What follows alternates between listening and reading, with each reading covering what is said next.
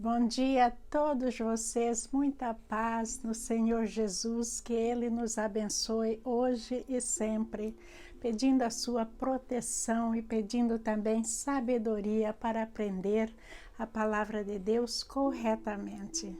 Hoje nós vamos começar um novo curso, que é o curso sobre Apocalipse. E o título é Uma Bênção de Cristo ao Leitor. A gente lê muitas bênçãos na Bíblia, mas no livro de Apocalipse tem uma bênção especial para o leitor. Aquele que lê o livro de Apocalipse, que lê a Bíblia, que está subentendido ali, ele é abençoado diretamente pelo nosso Senhor Jesus Cristo. Mas o que é o livro de Apocalipse? Apocalipse é uma palavra que vem do grego que significa descobrir e revelar.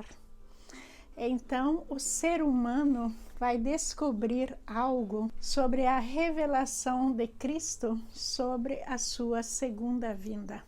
E essa revelação, ela vai ficar claramente visível tanto para os bons quanto para os maus. Isso é importante a gente saber, porque Jesus não virá simplesmente para se mostrar para os bons. Não, os maus também terão oportunidade de ver o quanto eles estavam errados.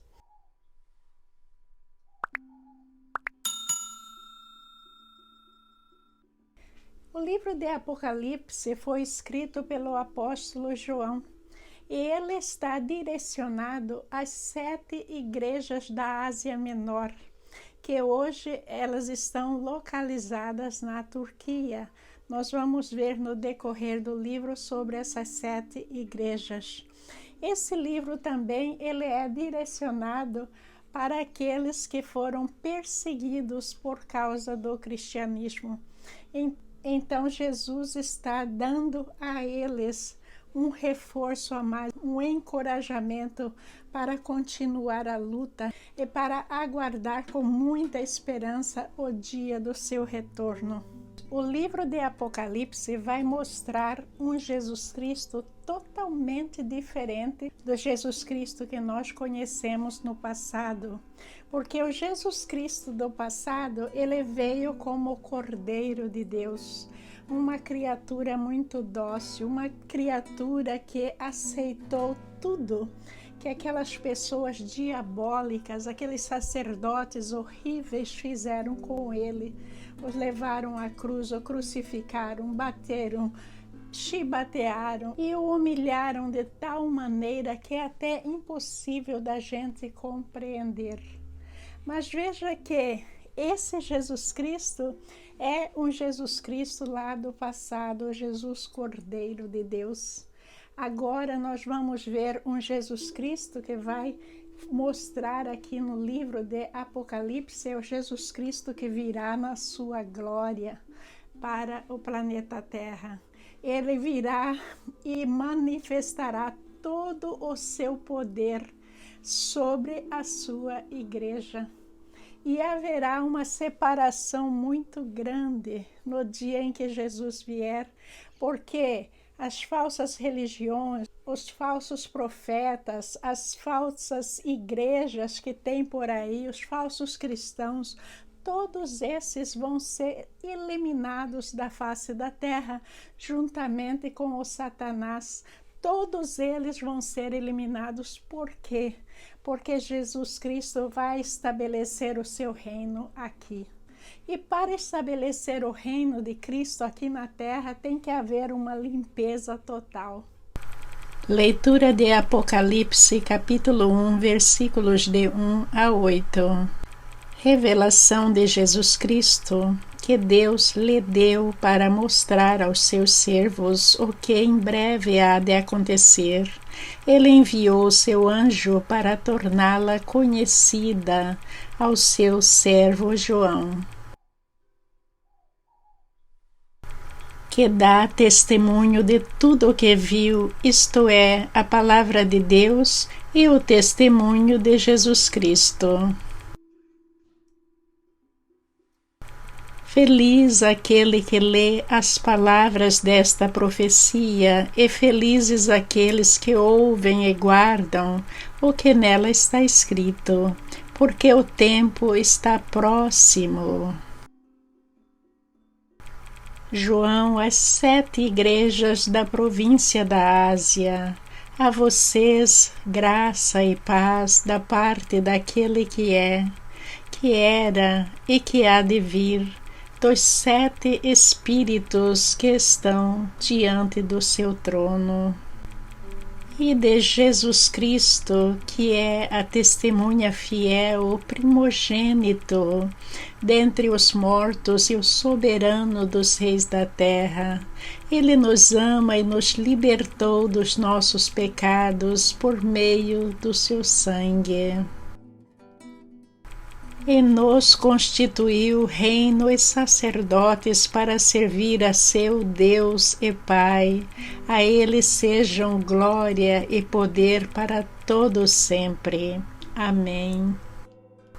Eis que ele vem com as nuvens, e todo olho verá, até mesmo aqueles que o traspassaram, e todos os povos da terra se lamentarão por causa dele. Assim será. Amém. Eu sou o Alfa e o Ômega, diz o Senhor Deus, o que é, o que era e o que há de vir, o Todo-Poderoso. Versículo 3 está escrito: Feliz aquele que lê as palavras desta profecia, e felizes aqueles que ouvem e guardam o que nela está escrito, porque o tempo está próximo. Aqui foi a bênção que eu estava me referindo a vocês. É uma bênção muito grande de felicidade para a pessoa que ler este livro e para a pessoa que obedecer aquilo que Jesus Cristo está falando. Isso aí é uma promessa e é também uma bênção. A gente é abençoado a partir do momento que a gente começa a ler, entender e fazer aquilo que Jesus Cristo quer. Isso também é chamado da primeira beatitude de Apocalipse. O que é uma beatitude? Beatitude é uma bênção especial. E aqui está a primeira beatitude do Apocalipse, em que o próprio Jesus está nos abençoando como leitores, como aqueles que lê o livro de Apocalipse. É muito importante a nossa convivência com este livro sagrado. É muito importante porque é um livro muito poderoso. São palavras que vieram diretamente da boca de Deus. A gente não tem livro nenhum comparado a esse, porque a bênção está lá e a própria palavra de Jesus Cristo está nos dizendo sobre essas bênçãos. O tempo de redenção para todos é iminente. A vinda de Jesus está próxima, mas, como eu expliquei num dos vídeos passados, não é um próximo cronologicamente falando, mas é o tempo de Deus e é também a proximidade cristã de cada um. Como é que a gente está se aproximando de Jesus Cristo aqui e agora? Será que a gente está bem próximo dele? Será que a gente tem ele dentro do nosso coração? Isso é uma pergunta para cada um de vocês responderem.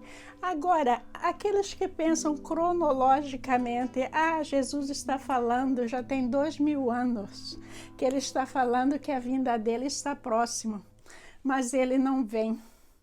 Aí vem a impaciência que faz parte do nosso pecado. A pessoa começa a não acreditar nessa profecia, não acreditar que Jesus Cristo está vindo a qualquer hora.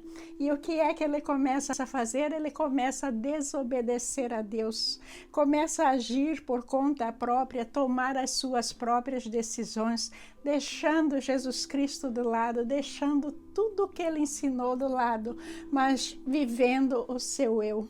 que eu tenho poder, eu sou isso, eu sou aquilo. A pessoa simplesmente assume que ela é quem direciona a sua vida. A pessoa já não tem mais aquela humildade de aceitar que a vida de cada um não é direcionada por ela, mas por Deus. Nós temos o livre-arbítrio concedido pela graça de Deus da gente ir e vir fazer o que a gente quiser. Mas se a gente, dentro desse livre-arbítrio, a gente fugir de Deus, a gente está debandando para o Satanás. Lendo para vocês 2 Pedro 3:3.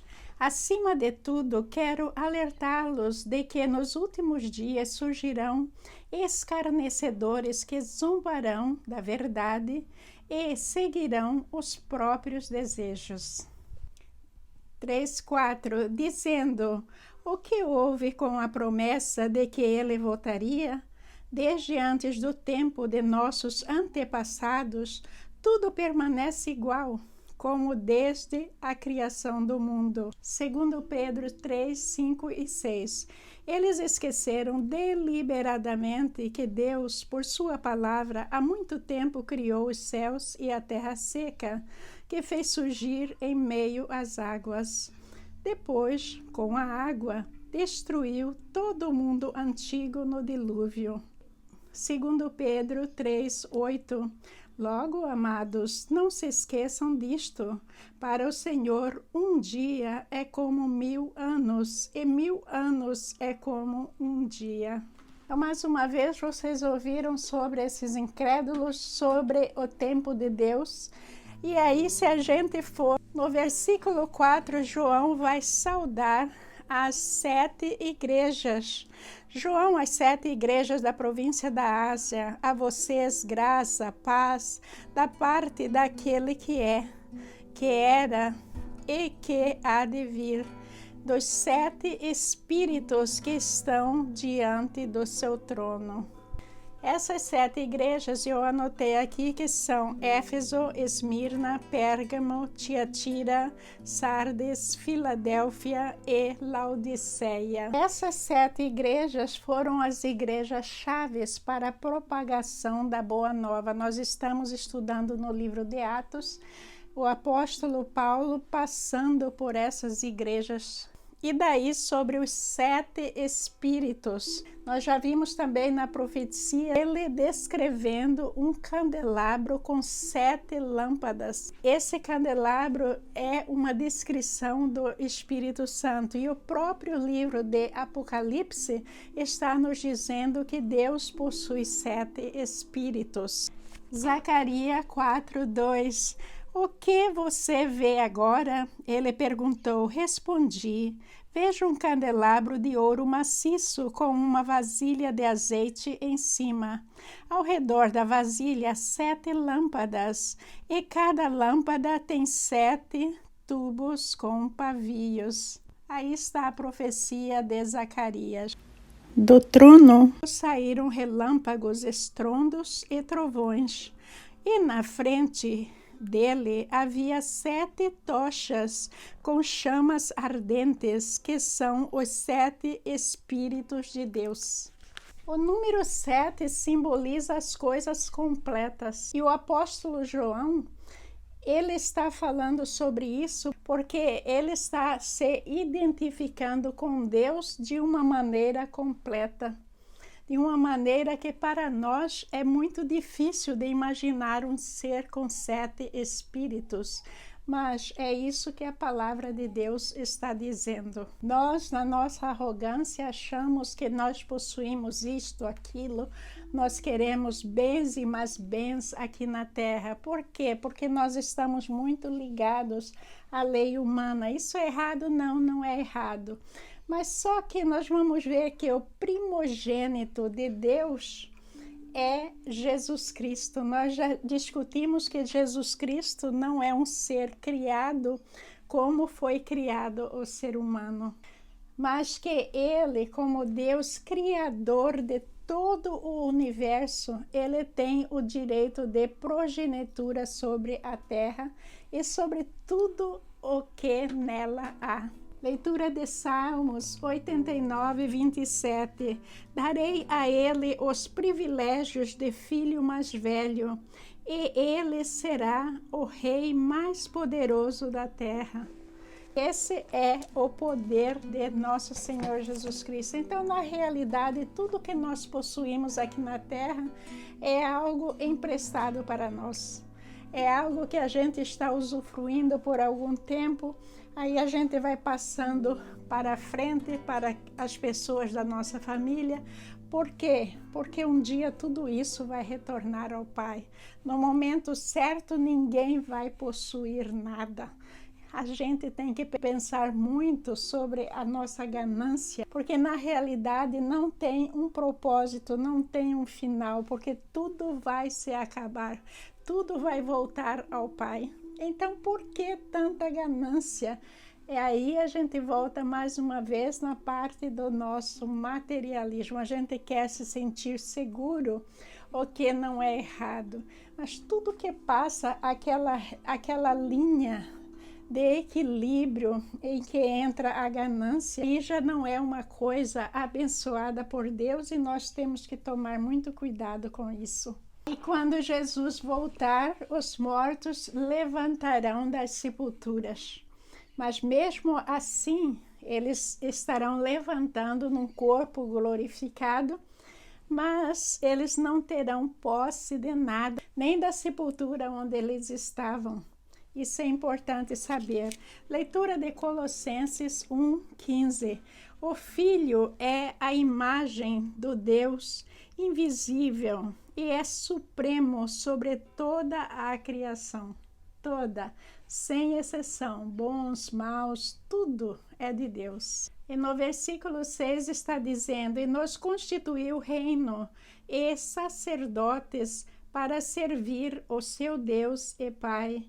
A ele sejam glória e poder para todo sempre. Amém. E nos constituiu reino e sacerdotes. Não está falando dos sacerdotes da Igreja Católica, não é isso não.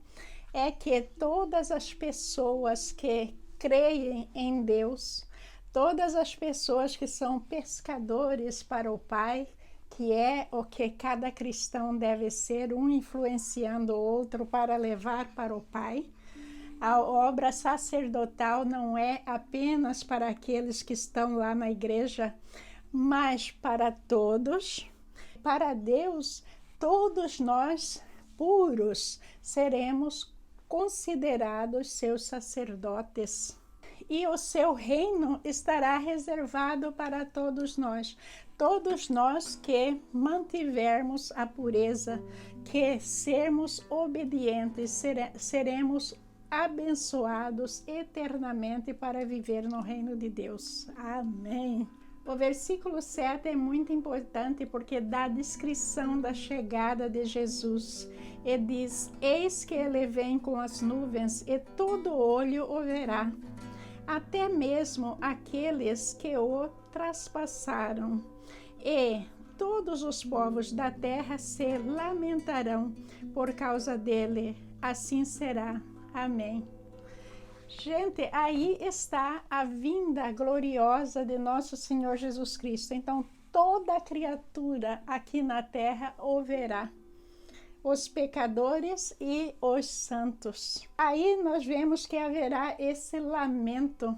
Por que haverá esse lamento? São os falsos profetas, os falsos cristãos, os idólatras, as falsas religiões, as falsas igrejas, todos eles estarão em lamento profundo, porque vão finalmente estar contra a parede e não ter como explicar a sua descrença em Jesus Cristo. E daí eles sabem que eles estão indo para o inferno. É por isso que eles estão lamentando. Versículo 8 é maravilhoso, em que ele diz que ele, Jesus Cristo, é o alfa e o ômega. Isso está se referindo à primeira e à última letra do alfabeto grego. Se a gente analisar com cuidado a estrutura de um alfabeto, a gente vai ver que as possibilidades são infinitas. que vai juntando uma letra com outra e vai montando uma série de palavras diferentes. E essas palavras também são montadas em línguas diferentes. Então, o que Jesus está dizendo aí é que ele é infinito. Dentro deste mundo, a nossa forma de comunicação está ligada com esse alfabeto, porque se Jesus Cristo não tivesse nos dado essa capacidade, essa sabedoria, a gente não teria como se comunicar um com o outro. Tirando esse exemplo do alfabeto com infinitas combinações, a gente vê que dentro do universo não existe ninguém com mais poder que nosso Senhor Jesus Cristo. É isso que está dizendo ali. Leitura de Colossenses 2:3. Nele estão escondidos todos os tesouros de sabedoria e conhecimento. Nele quem? Em Jesus Cristo. Deus é todo-poderoso. O que significa isso? É que Ele tem controle sobre todo o ser humano, sobre todas as criaturas, todas as coisas, todas as moléculas, o ar que nós respiramos, e isso faz dele o Todo-Poderoso. E nisso tudo nós temos que observar que Pai maravilhoso que nós temos, um ser de um poder tão grande que fica até de difícil compreensão para nós. Um ser que em si só possui 7 espíritos. Fica difícil da gente entender o que é a figura de Deus. E nós vamos ver essa complexidade mais e mais no livro de Apocalipse. Mas isso nos prova que nós muitas vezes não vemos esse imenso poder e esse imenso amor. E onde está esse imenso amor por nós? Está no fato dele nos deixar livres. Ele poderia acabar com a gente assim no piscar de olhos. Mas ele não faz isso, ele não nos escraviza. Ele nos dá liberdade total para a gente viver a nossa vida, para a gente escolher o caminho a seguir, para a gente ser alguém melhor. O que Deus quer é pessoas livres, voltando para Ele por amor. É isso que Deus quer.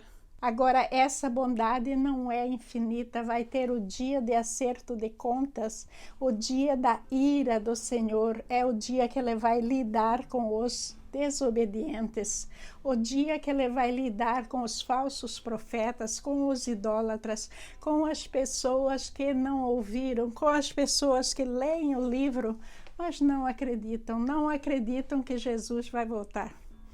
Então haverá o dia da ira do Senhor e nós temos que tomar muito cuidado com isso, aceitar Jesus imediatamente como nosso Salvador e seguir a Ele numa vida correta e honesta, uma vida cada vez mais santificada. É esse o propósito da nossa estadia não permanente aqui na Terra. Voltaremos com Apocalipse no próximo sábado, na graça de Deus. Que vocês tenham um final de semana abençoado pelo Pai, que seja maravilhoso. Não abandone a palavra de Deus, sempre volte a ela, estude, porque lá estão as nossas bênçãos. O próprio Jesus está aí nos abençoando. Bom dia, meus irmãos, muita paz, muito obrigada. E que Jesus jorre sobre nós muita harmonia, felicidade, sabedoria e principalmente saúde para prosseguirmos a nossa jornada e para sermos vencedores em Cristo. Bom dia, meus irmãos.